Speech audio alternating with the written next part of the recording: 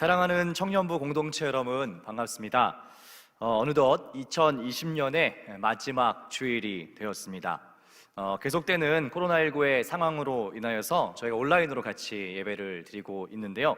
어느 곳에 계시던지 함께 예배 받으시는 하나님께서 여러분 예배의 자리에 계시기를 바랍니다.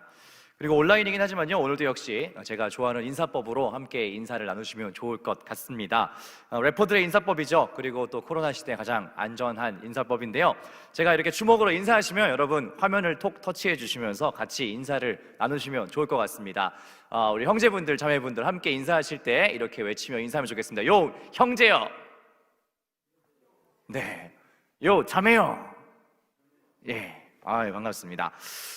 말씀드린 것처럼요, 오늘은 올해의 마지막 주일입니다. 그 어느 때보다 좀 조용하고 차분하게 맞이하는 연말이라는 생각이 듭니다. 어쩌면 우리가 살아가는 평생의 삶 중에 가장 차분한 연말이 아닐까 하는 생각을 해보게 되는데요, 오늘 한 해를 마무리하면서 또 12월의 이 시리즈 설교의 마지막 이야기인 폭풍 속의 주라는 제목으로 말씀 전하실 때에 여러분들께 큰 은혜와 또 깨달음이 있기를 바랍니다.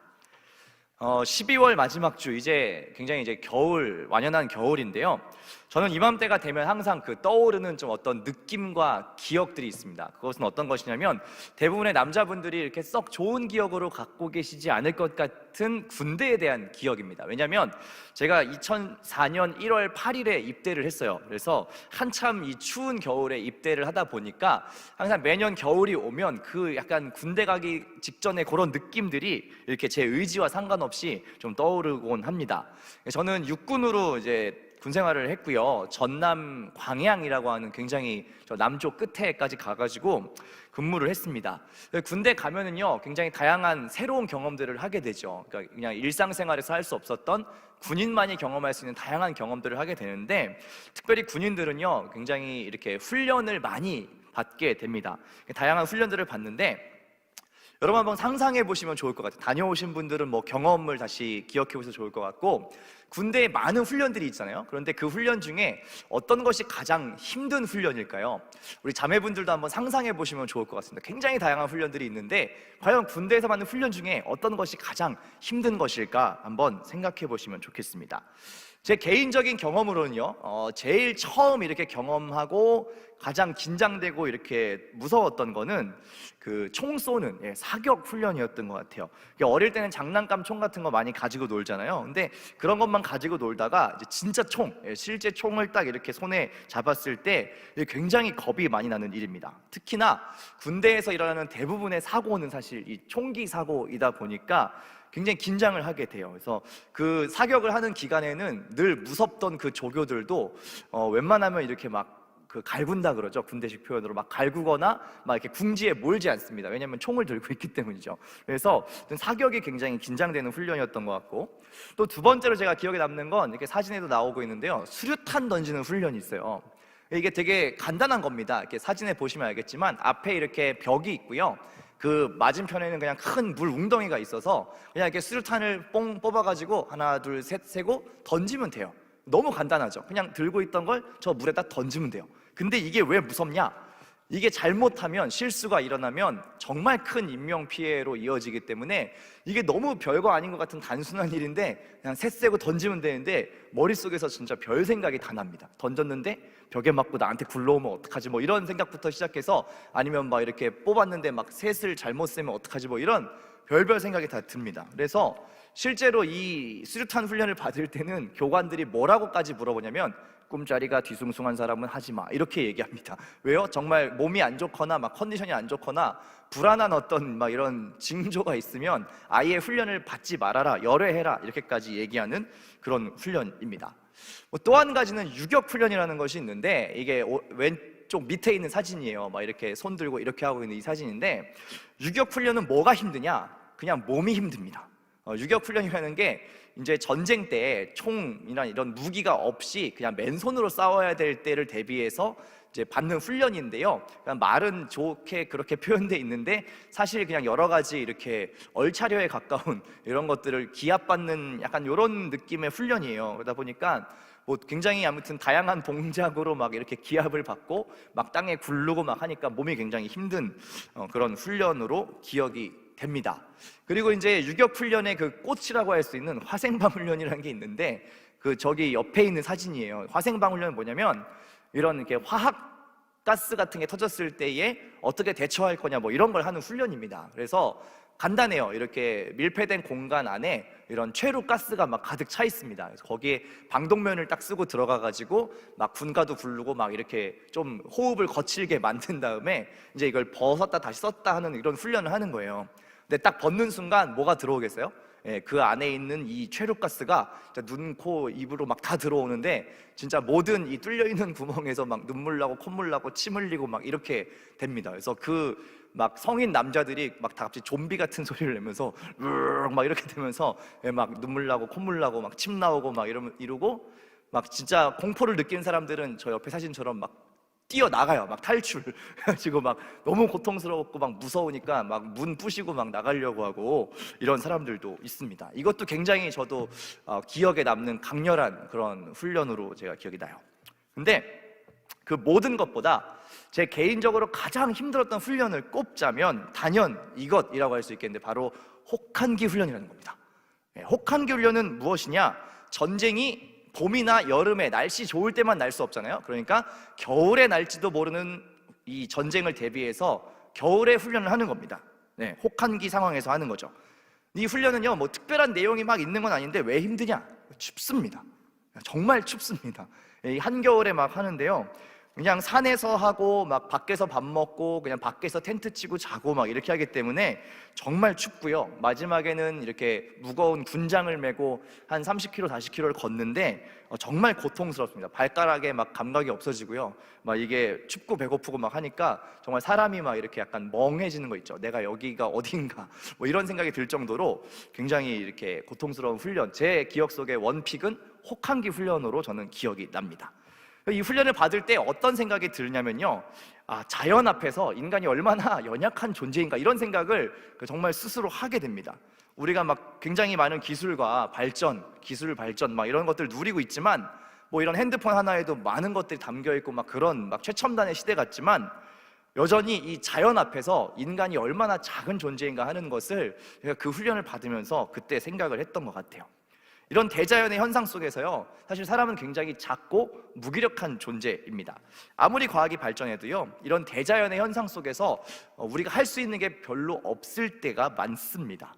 올 한 해 우리가 그걸 뼈저리게 느끼고 있잖아요. 이 작은 눈에 보이지도 않는 이 바이러스 때문에 우리의 모든 삶이 정지되고 정체되고 위축되는 이런 경험들을 우리가 하고 있지 않습니까?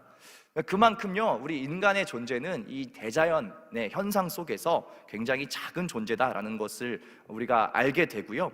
특별히 인간은 이런 불강력적인 상황을 만나게 되면, 자기 연약함을 보게 되면 자연스럽게 마음속에 뭐가 먼저 떠오르느냐? 두려움과 염려가 떠오르게 됩니다. 그것이 우리 인간이 가지고 있는 이 실존적인 연약함이에요. 본성이라고 하는 것이죠.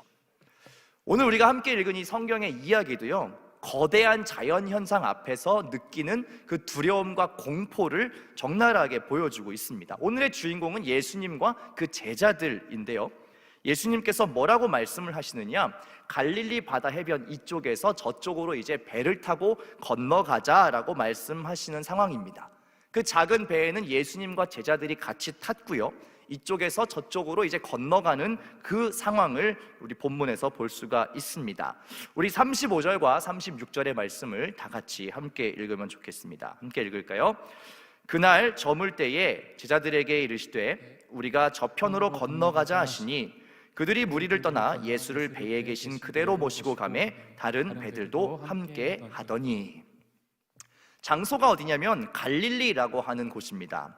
잘 아시는 곳이죠. 많이 들어보신 지명이고 호수의 이름이기도 한데요, 왜 바다라고 불렀냐? 사실 바다처럼 크지는 않습니다. 이 지도에 보시면 사방이 땅으로 막혀있는 호수입니다. 그런데 왜 바다라고 얘기하냐면 이 이스라엘 팔레스타인 지역에는 이렇게 물을 구하기가 어려운 곳이기 때문에 물이 조금만 모여있고 이렇게 물을 저장할 수 있는 어떤 공간이 있으면 보통 바다라고 불렀습니다. 그래서 여러분들 여러분들 이해하시면 좋겠는 게 진짜 이런 큰 바다가 아니고요, 이렇게 이쪽에서 저쪽이 건너편이 보일 만한 호수 정도의 사이즈입니다. 그래서 이 호수는 기본적으로 이렇게 뭐 광풍이 불거나 하진 않죠. 왜냐면 호수 특성상요. 그런데 여기는 이제 북쪽에 그 헤르몬 산에서 내려온 차가운 공기와 남쪽의 아라비아 반도에서 올라온 따뜻한 공기가 만나서 가끔씩 이따금씩 조금 이렇게 큰 광풍이 종종 일 때가 있었다라고 합니다.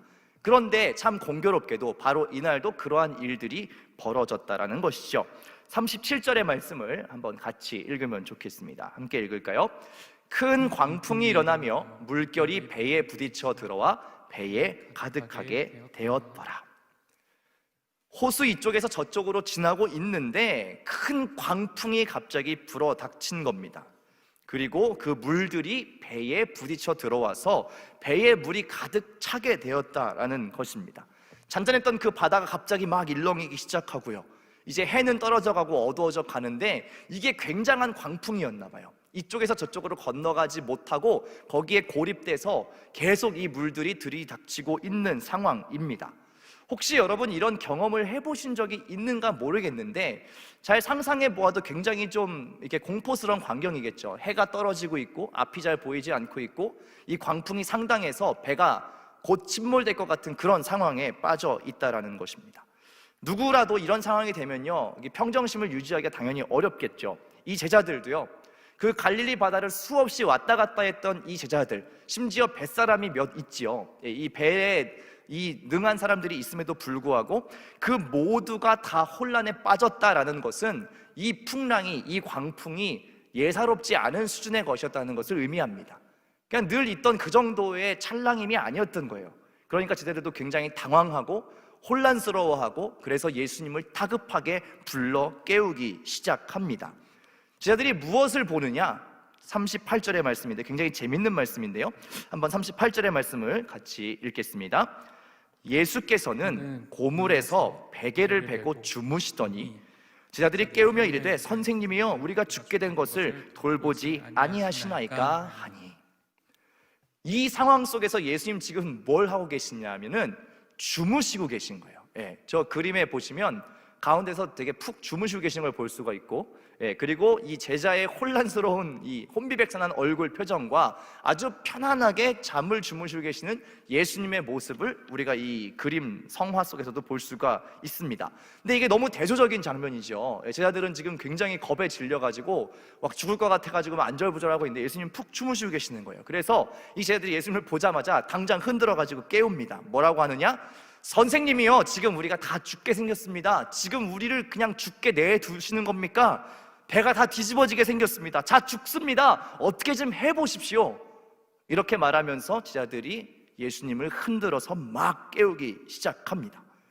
그런데 예수님의 반응이 아주 굉장히 인상적이죠. 예수님께서요, 일어나셨어요. 일어나셔서 어떤 행동을 하시느냐? 뱃머리에 딱 서시고 이렇게 바람을 향해서 꾸짖으세요. 39절의 말씀을 함께 읽겠습니다. 예수께서 깨어 바람을 꾸짖으시며 바다더러 이르시되 잠잠하라 고요하라 하시니 바람이 그치고 아주 잔잔하여지더라. 뭐라고 얘기하시냐면 뱃머리에 서셔서 바다한테 얘기를 하시는 거예요. 바다야, 잠잠해라. 잠잠해라. 바다에게 명령을 하시니까 어떻게 되냐면 그 바다가 갑자기 고요하게 가라앉았다라는 것입니다. 참 거짓말 같은 일이죠. 무슨 바다에 귀가 있는 것도 아닌데 예수님께서 바다야 조용히 해라, 잠잠해라 이렇게 말씀하시니까 그 바다가 마치 들은 것처럼 잠잠해졌다라는 거예요.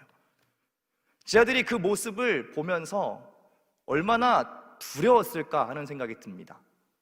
어떻게 그 말씀 한마디에 이 바다가 이렇게 마치 말을 듣고 순종하는 것처럼 그렇게 바다가 갑자기 잠잠해질 수가 있을까? 처음으로 겪는 그런 당혹스러움, 아무리 이곳을 왔다 갔다 했을 때 한 번도 경험하지 못한 그런 일들이 벌어졌는데 그것도 무서운데 제가 봤을 때 이제 예수님이 더 무서울 것 같아요. 예수님이 일어나셔가지고 한마디를 하니까 갑자기 잠잠해졌죠. 이제는 그 풍랑이 무서운 게 아니라 예수님의 존재가 굉장히 두렵고 경이로웠을 것 같아요. 도대체 이분이 누구시기에 이렇게 바다가 순종하는가라고 이 제자들도 굉장히 놀라게 됩니다. 그때 예수님께서 뭐라고 제자들에게 말씀하시느냐? 이렇게 말씀하세요. 너희가 왜 두려워하였냐? 라고 이야기합니다. 믿음이 없는 자들아, 너희가 왜 두려워하였느냐? 라고 예수님께서 말씀하십니다. 제자들은 어떠한 할 말이 없었어요. 예수님이 얼마나 대단한 분이시길래, 도대체 이분이 누구이시길래 바람과 바다까지도 예수님께 순종하는가 하면서 굉장히 깊은 생각에 빠지게 되었다라는 것이 오늘 본문의 결론입니다. 아마 제자들은 그전까지는 이 정도로 생각했을 것 같아요. 이분이 훌륭한 가르침을 주는 랍비로구나, 아니면 이분이 병자를 고치는 어떤 치유의 은사가 있는 어떤 하나님의 종인가 보다, 어떤 선지자인가 보다, 이 정도로 생각을 했습니다. 그런데 그것보다 더 엄청난 차원의 분이라는 것을 지금 뭘 보면서 깨달은 거예요? 자연까지도 이분의 말씀에 순종을 하는구나 라는 것을 보면서 예수님에 대한 어떤 인식이 더 확장되는 경험을 하고 있는 것이지요. 우리의 삶에도요, 이러한 어떤 갑작스러운 풍랑과 같은 경험들이 있을 수 있습니다. 예상치 않았던 어떤 상황이요. 이 제자들도 사실은요, 좀 억울할 것 같기도 한 게 뭐냐면, 이 여정, 이쪽에서 저쪽으로 건너가자라는 그 여정의 시작을 누가 하셨냐면 예수님이 친히 하셨어요. 우리가 저쪽으로 건너가자, 이 배를 타고 건너가자라고 말씀하셨다는 것이죠. 그러면 뭔가 안전하고 평안한 여정이 돼야 될 것 같잖아요. 그런데 갑자기 풍랑이 몰아치고 이 배가 뒤집힐 것 같은, 이런 곧 죽을 것 같은 위기에 봉착했을 때 굉장히 당혹스러웠다는 거죠. 제자들도 마찬가지고 우리의 인생에 있어서도 그런 당혹스러운 경험들을 많이 할 때가 있습니다. 그런데요, 여러분께 묻고 싶습니다. 여러분의 인생에서 이런 갑작스럽고 당혹스러운 어떠한 일들을 만났을 때 여러분들은 보통 어떻게 반응하시는지가 궁금합니다. 아마 대부분의 사람들은, 저를 포함해서 아마 이 제자들과 같은 반응을 보통 보일 겁니다. 굉장히 안절부절하고요, 두려움에 사로잡혀가지고 그 문제 자체에 너무 매몰돼가지고 우리가 당장 죽게 됐는데 어떡하지 전전긍긍하면서 그렇게 살기가 쉬울 것이죠. 제자들도 마찬가지입니다. 오늘 제자들이 예수님께 너희가 왜 믿음이 없느냐라고 책망받은 지점은, 저는 적어도 풍랑을 보고 두려워했기 때문에 혼난 것은 아니라고 생각해요. 그건 인간이라면 누구나 갖는 두려움이죠. 인간이라면 누구나 경험하는 본능적인 그런 본성적인 두려움입니다. 그런데 예수님께서는 아마도 무엇을 지적하신 것 같냐면, 내가 지금 누구와 함께 있는지에 대한 그 인식을 하고 있지 못한 것에 대한 예수님의 지적이라고 생각합니다. 예수님께 뭐라고 이야기를 해요? 우리가 다 죽게 생겼습니다. 우리 곧 죽습니다 라고 예수님을 막 흔들어 깨우지요.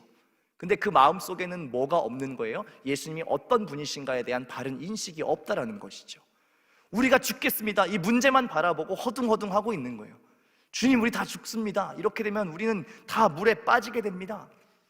예수님에 대한 그 신뢰, 예수님이 어떤 분인가에 대한 그 이해가 온전치 않았기 때문에 예수님께서는 오늘 그 제자들을 향해서 너희가 왜 두려워하느냐, 왜 믿음이 없느냐라고 말씀하고 계시다는 것이죠. 그런데 여러분, 굉장히 재밌는 것은 무엇인지 아십니까? 마가가 이 본문을 기록할 때 사실은 36절에 이미 굉장히 중요한 전제를 기록해두고 있다는 거예요. 우리가 이미 읽었는데요, 스치듯이 읽어서 잘 못 보신 그 본문을 다시 한번 읽으면 좋겠어요. 36절의 말씀을 다시 한번 찬찬히 읽어보도록 하겠습니다. 함께 읽습니다. 그들이 무리를 떠나 예수를 배에 계신 그대로 모시고 가매 다른 배들도 함께 하더니. 폭풍이 일어났지요. 다 죽을 것 같은 상황이 됐습니다. 그런데 그 작은 배에 누가 타고 있다라고 마가는 이미 전제하고 기록해 두었습니까? 예수님이 그 배에 그대로 타고 계신다라고 기록하고 있다는 것이죠. 그럼 제자들은 왜 두려워했을까요? 문제와 상황을 더 크게 인식하는 그 시선의 문제에 있었습니다. 우리의 신앙의 여정에서도 이런 반응 보일 때 굉장히 많다라는 거예요. 문제가 생기죠. 그런데 그때에 뭘 더 크게 바라보는 건가요? 그 풍랑, 그 문제, 내가 죽을 것 같은 당장의 이 상황을 더 크게 바라보기 때문에 뭐가 안 보이는 거예요? 이미 그 배에 계속 함께 하고 계셨던 예수님이 보이지 않는다라는 것이에요. 이 상황이 너무 벅차고 두려워서 예수님 생각이 전혀 나지 않는 것이죠. 나를 도울 수 있는 분이 함께 늘 계시다라는 것을 잊어버리는 거예요. 그 인식을 하지 못하고 있다는 것이죠. 아마 우리가 올 한 해 느꼈던 상당수의 두려움과 당혹스러움도 이 지점에 있지 않는가 생각해요. 하나님께서 이 상황 속에서 우리와 떠나 계시거나 갑자기 멀리 계시거나 갑자기 이 상황에선 내가 좀 도와주기가 어렵겠다 이렇게 하신 것이 아닌데도 불구하고 우리가 문제 자체를 너무 크게 바라보고 거기에 혈안이 되어 있다 보니까 주님을 인식하는 이 채널링이 잘 되지 않았다라는 것이에요. 그러니까 조급해하고 염려하고 두려워하면서 이 1년을 보낸 것은 아닌가라고 돌아보게 되었다는 것이죠. 그런데 여러분, 분명한 것은 무엇입니까? 오늘 마가가 기록하고 있는 것은 뭐예요? 이 거친 파도 위에 이 위태로운 작은 거룻배 안에 누가 계시다고요? 예수님이 이미 그 출발 때부터 함께 타고 계시다라는 것이. 그것을 우리가 잊어버린 것은 아니냐는 것이죠. 누가 이 배에 함께 하고 계시는가? 그 인생의 배에, 그 삶의 배에 누가 함께 타고 출발하셨는가를 우리가 놓치고 있지는 않느냐라는 것입니다. 그 배에는요, 예수님께서 함께 타고 계십니다. 그것이 오늘 우리가 이 말씀을 통해서 다시 한번 기억하고 신뢰하고 붙들어야 하는 부분입니다. 왜냐하면 오늘 본문에서 보신 것처럼 예수님은 그 파도, 우리의 삶으로 말하자면 이 모든 상황과 처해 있는 문제들을 잠잠하게 하실 수 있는 분이시기 때문에 그렇습니다. 그 모든 환경을 뛰어넘을 수 있는 전능하신 하나님이시기 때문에 우리는 다시금 주님이 이곳에 함께 타고 계시는구나를 바라보아야 한다는 것이죠. 제자들은 그저 두려워했기 때문에 혼난 것이 아니라 그들과 함께 계셨고 또 계속해서 함께 하실 그 주님을 놓쳤기 때문에 제자들은 그에 대한 책망을 받았습니다. 계속해서 예수님께서 여러 가지 사역들을 통해서 기적과 이사를 통해서 예수님이 어떤 분인지를 계속 보여주고 계시는데 그것을 놓치고 환경 자체에 매몰되어 있는 이 모습, 이것 때문에 제자들은 예수님께 꾸지람을 들었던 것이죠. 그것을 주님은 안타까워하셨다는 것입니다. 왜 너희가 믿음이 없느냐라고 말씀하셨다는 것이죠. 사랑하는 청년 여러분, 결국 문제 속에서 우리가 놓치지 말아야 하는 것은 무엇이냐? 그 폭풍 속에도, 그 상황 속에도 여전히 함께 하시는 주님을 바라보는 일입니다. 폭풍을 바라보고 두려워하는 것은 누구나 당연한 일이죠. 그러나 예수님을 우리가 알고 있고 또 믿는다고 고백하고 그분이 어떤 분인지를 우리가 적어도 안다면 우리를 흔드는 그 두려움의 영향력으로부터 우리는 조금은 더 자유로울 수 있어야 합니다. 우리가 평생 신앙생활을 할 거잖아요. 평생 신앙생활을 하고 삶을 살아가면서 이 여정에서 사실 이런 일들은 계속해서 일어날 겁니다. 그런데 우리가 이 반복되는 경험 속에서 꼭 배우고 훈련해야 되는 것은 무엇이냐? 그 지점은 바로 이겁니다. 주님을 바라보는 시선을 얼마나 내가 빠르게 회복할 수 있는가라는 것이죠. 환경을 크게 바라보고 거기에 매몰될 것이냐, 아니면 환경을 넘어서 역사하실 수 있는 하나님을 바라볼 것이냐, 이 싸움이 사실은 우리의 신앙의 모든 여정에 있어서 본질적인 계속되는 치열한 싸움이 되실 겁니다. 여러분, 올 한 해 그렇게 싸워 오셨고요. 새로운 한 해가 또 시작되어도 여전히 이 기본적인 원리는 변하지 않을 거예요. 환경을 바라보고 거기에 압도되고 염려할 것이냐, 아니면 환경보다 크신 하나님을 주목하고 그 안에서 누리는 평안과 자유함과 담대함으로 이 모든 인생의 문제들을 돌파해 갈 것이냐, 이 싸움은 여러분 죽을 때까지 계속 하시게 될 겁니다. 저는요, 그래서 올 한 해 우리가 경험한 이 어쩌면 독특하고 좀 당황스러웠던 이 경험들이 우리를 더 단단하게 만들 것이라는 그런 확신이 있습니다. 우리가 언제 이런 경험들을 해 보았겠어요? 난생 처음 겪는 경험이죠. 그러나 이 경험을 통해서 우리가 이 훈련을 잘하면 참 좋겠습니다. 이런 상황 속에서도 주님을 더 선명하게 볼 수 있는 그 훈련이요. 저는 우리가 이 시간들을 그냥 흘려보내고 허송세월하고 아무것도 우리가 배우는 것이 없다면 너무 속상할 것 같아요. 적어도 주님께서는 우리에게 무엇을 가르쳐주고 싶으신 것 같냐면, 이런 상황 속에서도 어떻게 하나님을 인식할 것인가, 이런 상황 속에서도 어떻게 주님께 집중하고 또 예배하고 하나님 말씀을 들을 수 있을 것인가를 우리에게 도전하신다라고 생각합니다. 그러면 마지막으로 이런 것이 궁금하실 거예요. 그럼 어떻게 하는 것이 하나님 바라보는 것이냐? 이게 좀 추상적인 표현 같잖아요. 굉장히 뭐 설교에서도 또 신앙생활 하면서도 많이 쓰는 표현이죠. 주님 바라본다, 주님 바라본다, 하나님께 시선을 드린다, 뭐 이런 표현들 많이 쓰시는데 좀 수상적인 표현이죠. 그럼 구체적으로 이게 어떻게 하는 것일 것 같으신가요? 어떻게 해야 하나님을 볼 수 있는 것인가요? 뭐 이렇게 하늘을 보고 이렇게 멍하니 이렇게 있으면 하나님 보는 것일까요? 사실 여러분들이 이미 다 잘 알고 계셔서 두 번 말하는 게 좀 사치스럽지만 되게 뻔한 얘기지만 하나님 바라본다는 건 무엇이냐면 하나님과 독대하는 시간들을 가지시는 것이에요. 되게 단순하고 투박한 원리인데요, 하나님 바라보는 것, 하나님과의 시간을 가지시는 것이에요. 좀 더 구체적으로 말씀드릴까요? 이렇게 주일 예배를 시간과 뜻을 정해서 드리시는 것도 필요하고요, 그러나 이것만으로는 안 됩니다.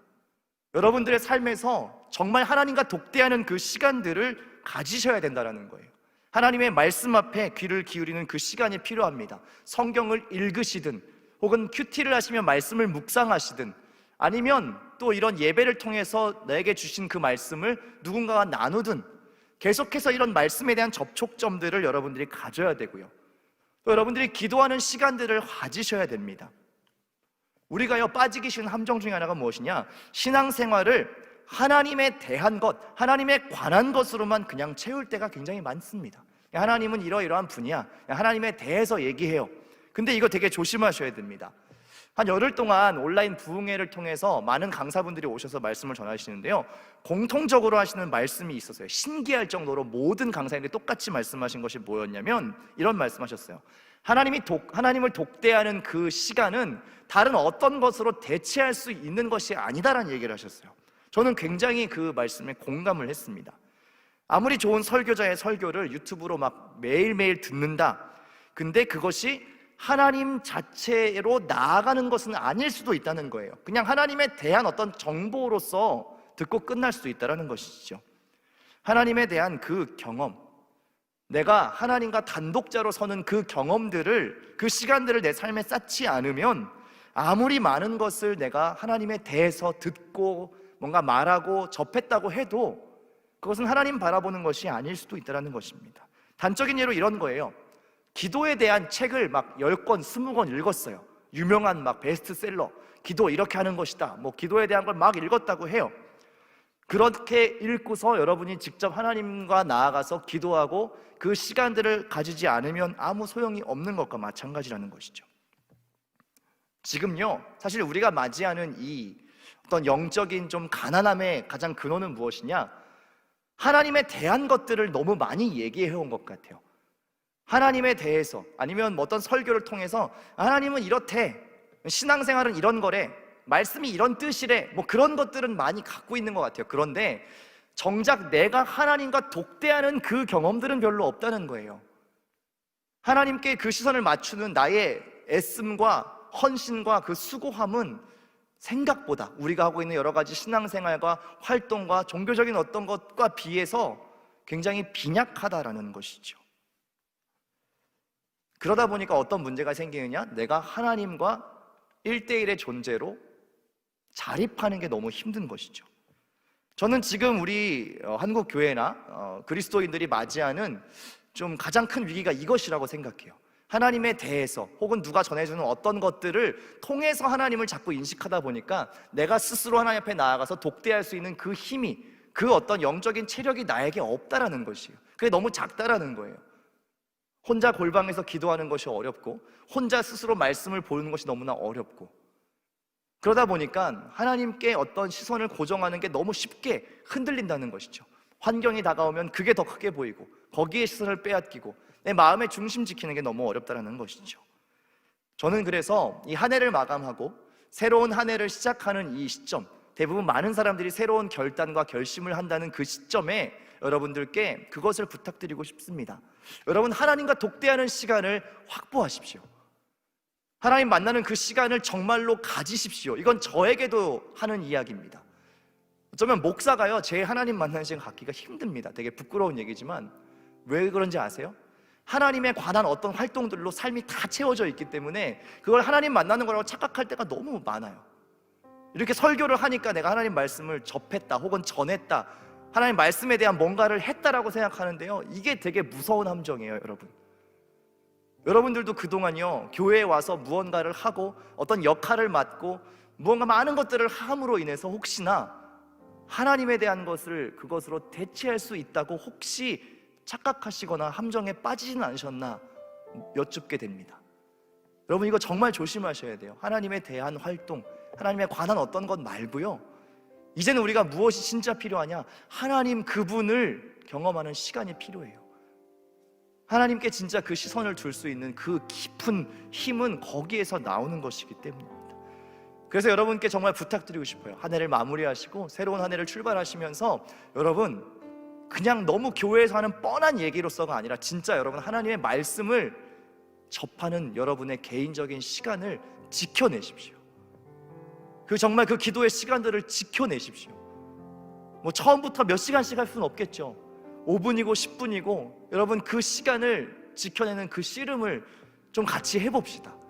저도 마찬가지고요. 정말 그게 아니면 우리가 이 여러 가지 인생의 문제 속에서 우리의 마음의 중심, 시선을 지킬 수 있는 힘이 없다는 것입니다. 그렇게 우리가 연약한 인간이기 때문에요, 정말 하늘로부터 오는 그 도움이 없으면, 그 마음의 중심, 그 뿌리를 굳건하게 만드는 그 하늘의 말씀과 그 성령의 충만한 역사가 없으면요, 우리는 훅 불면 날아가고 넘어지는 그런 존재밖에 되지 않는다는 것입니다. 부탁드립니다. 여러분, 그 세상의 여러 가지 이야기들, 여러 가지 정보들, 거기에 매몰되지 않으셨으면 좋겠어요. 특별히 올해는요, 우리가 너무 이 환경에 대한, 상황에 대한 뉴스와 정보와 이런 것들을 너무 많이 들으니까, 그래서 저는 사람들 마음이 많이 이렇게 다운되고 좀 지쳐 있다라고 생각해요. 그 정보가 너무 우리를 압도하는 거예요. 그것이 마치 우리에게 풍랑이 되어서 계속 들어오는 거죠. 마치 배가 가라앉을 것 같이 그런 정보들이 막 쏟아져 들어오는 것이죠. 미래에 대한 전망들, 상황에 대한 암담함들, 계속해서 늘어나는 이 확진자의 수, 여러 가지 전망들을 보면서 계속 걱정하고 근심하고, 우리가 죽겠습니다, 주님 죽겠습니다, 이러다 정말 죽겠습니다. 그런데 뭘 잊어버린 거라고요? 주님을 바라보는 그 시선이요.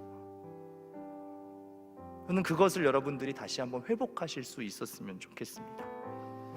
사람이니까 염려할 수 있습니다. 불안해할 수 있습니다. 당연한 것이죠. 그러나 그 문제들 때문에 여러분들의 삶에 늘 함께 계시는 그 예수님마저 보이지 않는다면, 그것은 여러분 우리가 다시 한번 돌이켜 새롭게 해야 될 부분입니다. 세상이 줄 수 없는 그 평강, 그 잠잠함, 그 기쁨과 만족까지 우리가 빼앗겼다면, 이제 한 해를 마무리하며 다시 한번 새 마음으로 주님 앞에 결단할 수 있어야 되겠습니다. 사랑하는 광성교회 청년 여러분, 지금 우리에게 가장 필요한 것은요, 하나님과 독대하는 시간입니다. 그것을 통해서만 우리는 하나님을 바르게 인식할 수 있고요, 환경을 다스리는 하나님, 모든 삶의 폭풍과 바람을 잠재우실 수 있는 하나님, 내 마음에 세상이 줄 수 없는 그 평강과 만족을 주시는 그 하나님, 그 주님이 우리의 삶에 함께 하신다는 것을 여러분 바라보실 수 있어야 합니다. 바라는 것은 그러한 평안, 그러한 확신으로 우리에게 주어진 모든 삶의 자리, 모든 상황과 환경들을 뛰어넘으셔서 돌파하시며 나아가는 그러한 새로운 한 해를 우리가 기대하고 소망할 수 있으면 좋겠습니다. 사랑하는 청년 여러분, 다시 한번 꼭 부탁드립니다. 하나님과 독대하는 그 시간을 여러분의 삶에 꼭 지켜내십시오.